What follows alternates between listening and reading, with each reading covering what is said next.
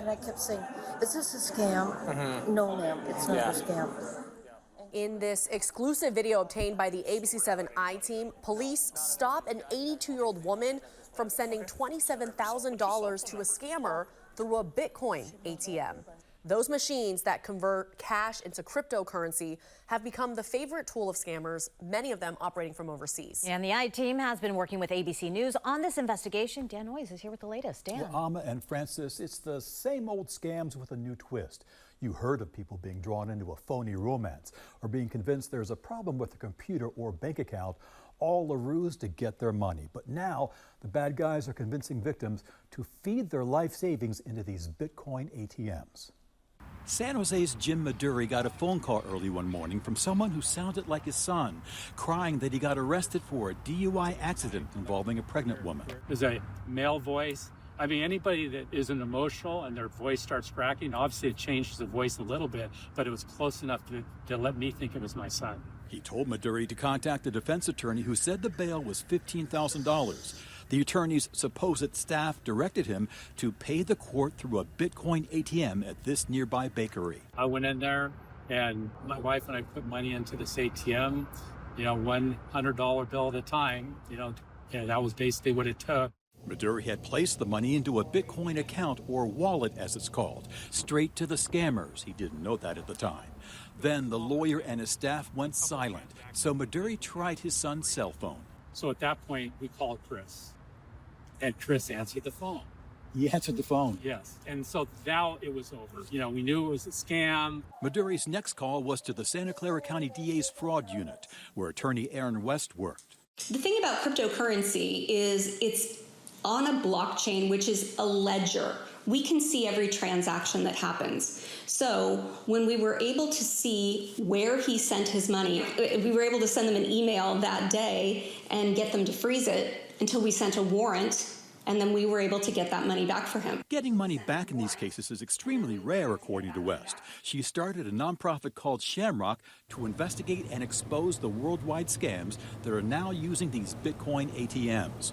West has traveled to Southeast Asia several times to see massive compounds built with scam money to house human-trafficked workers who target American victims. It's more than 35 buildings and was designed and built for the sole purpose of scamming.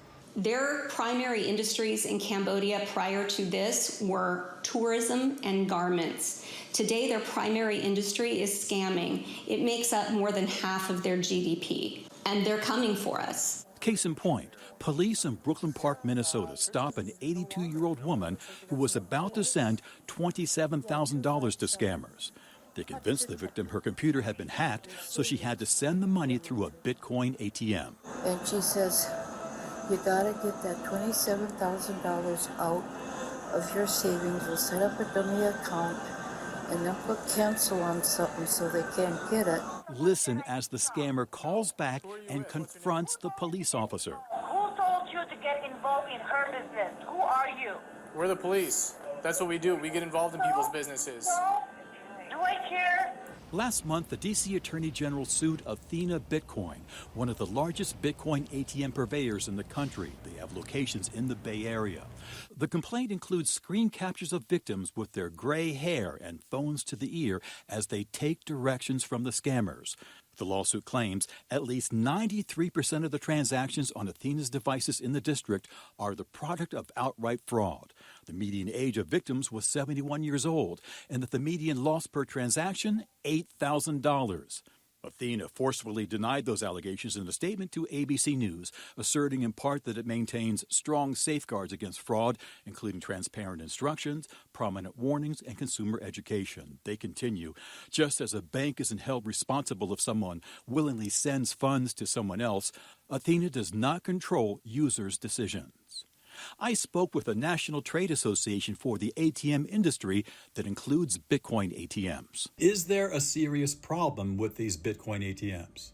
No, I wouldn't say there's a serious problem, and I think the data supports that. David Tente says the rate of Bitcoin ATM fraud is slightly less than credit card fraud, and that we shouldn't blame the technology. We can't control human behavior with mechanical devices to a great extent. A lot of the scams that are going on have been around for decades and just using a different method of payment. The FBI says scams perpetrated using Bitcoin ATMs cost Americans nearly $250 million in 2024, more than double the previous year. AARP is warning its 38 million members that Bitcoin ATMs are becoming the preferred method for criminals. We want them to have similar consumer protections like every other financial instrument out there.